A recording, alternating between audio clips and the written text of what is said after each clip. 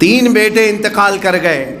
حضور کی 4 بیٹیاں تھیں، حضرت زینب، حضرت رقیہ، حضرت ام کلثوم، حضرت فاطمہ، 4 بیٹیاں ہیں۔ میں آپ کو بتاؤں یہ ہجرت کے بعد سب شادی شدہ ہو چکی تھیں۔ حضور بتاتا ہوں اولاد کا غم کیا ہوتا ہے، اولاد کا غم، جو کہ آج باپ ہیں یا کوئی ماں ہیں تو انہیں اندازہ ہوگا کہ بچوں کی تکلیف کس قدر اذیت ناک ہوتی ہے۔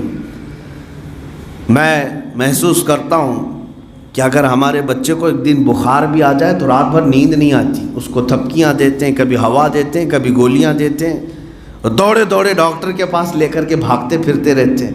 ہم اپنی تکلیف تو سہ لیتے ہیں لیکن اولاد کی بہت مشکل ہے۔ ہر باپ کی یہ اور ہر ماں کے اندر یہ محبت اللہ نے ڈال رکھی ہے۔ میرا چھوٹا سا بچہ تھا، انگلی اس کی کٹ گئی تھی دروازے میں، اور ڈاکٹر نے جب ٹانکے لگانے شروع کیے تو ایسا لگ رہا تھا پورے جسم میں ہمارے ٹانکے لگ رہے ہو۔ بچے کا رونا ہم سے برداشت نہیں ہو پاتا۔ یہ اولاد کی تکلیف، ہم اپنے بچوں کی انگلی کٹ جائے یہ برداشت نہیں کر پاتے۔ نبی رحمت صلی اللہ علیہ وسلم کی اولاد حضرت عبداللہ پیدا ہوئے ہیں، گود میں حضور کے کھیلے اور اسی گود میں حضور کی انتقال کر گئے، اپنے ہاتھوں سے میرے آقا نے دفن کیا۔ دوسرے بیٹے حضرت قاسم پیدا ہوئے، نبی پاک کی گود میں کھیلے، انتقال کر گئے۔ میں صرف انگلی کٹنے کی بات نہیں کر رہا ہوں، دم توڑنے کی بات کر رہا ہوں۔ جب کسی کا بچہ اس کی آنکھوں کے سامنے انتقال کر جائے تو کتنا بڑا گہرا دکھ دے جاتا ہے بچہ۔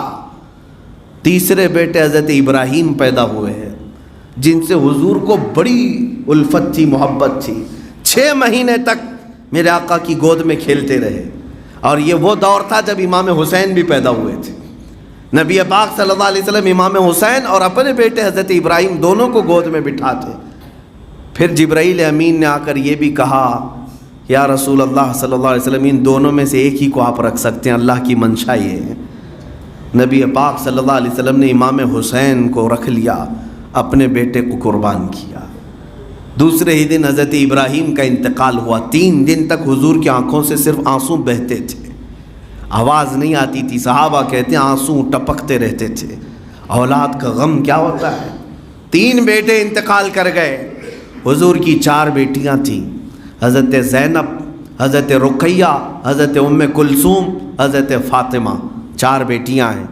میں آپ کو بتاؤں یہ ہجرت کے بعد سب شادی شدہ ہو چکی تھیں۔ حضور پاک صلی اللہ علیہ وسلم جب مدینے آئے تو حضور پاک نے اپنی بڑی بیٹی کی شادی پہلے فرمائی تھی۔ حضرت زینب سفر کے دوران وہ اونٹ سے گر پڑی، حمل تھا اور حمل گر گیا، اور اسی زخم کے بعد چند دن بیمار ہوئیں۔ مدینہ طیبہ میں جوانی کے عالم میں بڑی بیٹی حضور کے انتقال کر گئی۔ نبی پاک صلی اللہ علیہ وسلم نے جنازہ پڑھایا۔ اپنی جوان بیٹی، شادی شدہ بیٹی، اس کو دفن کرنا کوئی باپ سمجھ سکتا ہے۔ حضور پاک صلی اللہ علیہ وسلم کی دوسری بیٹی حضرت رقیہ حضرت عثمان غنی کے نکاح میں دے دیا۔ بڑی خوش تھیں بہت، لیکن جس سال جنگ بدر ہوئی، 2 ہجری، جنگ بدر کے لیے جب میرے آقا جا رہے تھے تو حضرت رقیہ بہت بیمار ہو گئیں۔ جب اپنے بچے بیمار ہوں تو آپ سفر ملتوی کر دیں گے، میرا بیٹا بیمار ہے میں اب آگے نہیں جاؤں گا۔ حضور جہاد پر جا رہے تھے اور بیٹی گھر میں بیمار ہے۔ نبی پاک صلی اللہ علیہ وسلم نے حضرت عثمان سے کہا، عثمان تم میری بیٹی رقیہ اور تمہاری زوجہ ہے، اس کی تیمارداری میں لگے رہو، بدر کے صحابہ میں تمہارا بھی حصہ رکھا جائے گا۔ حضرت عثمان بدر میں نہیں گئے، ان کی تیمارداری میں لگے رہے۔ جب نبی پاک صلی اللہ علیہ وسلم بدر کے مقام پر تھے، عین لڑائی کے وقت، مدینے سے خبر آئی کہ حضرت رقیہ کا انتقال ہو گیا۔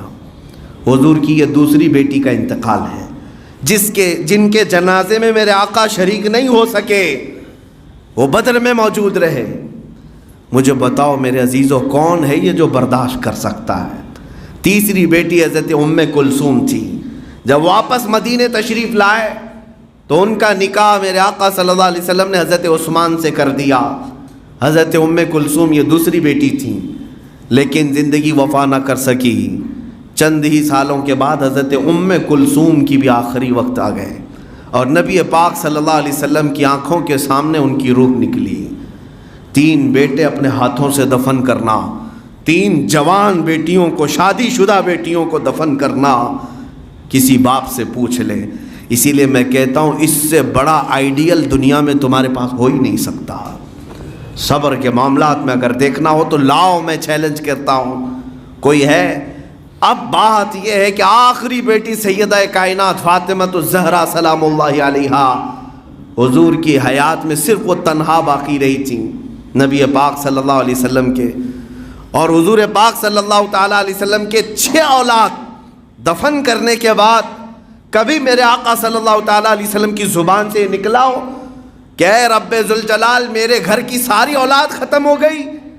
نہیں، بلکہ ایک بار بھی حضور پاک صلی اللہ تعالیٰ علیہ وسلم نے اپنے اولاد کی موت یا ان کے دفن، ان کے کفن کی شکایت رب ذوالجلال کی بارگاہ میں کبھی نہیں کی، حتیٰ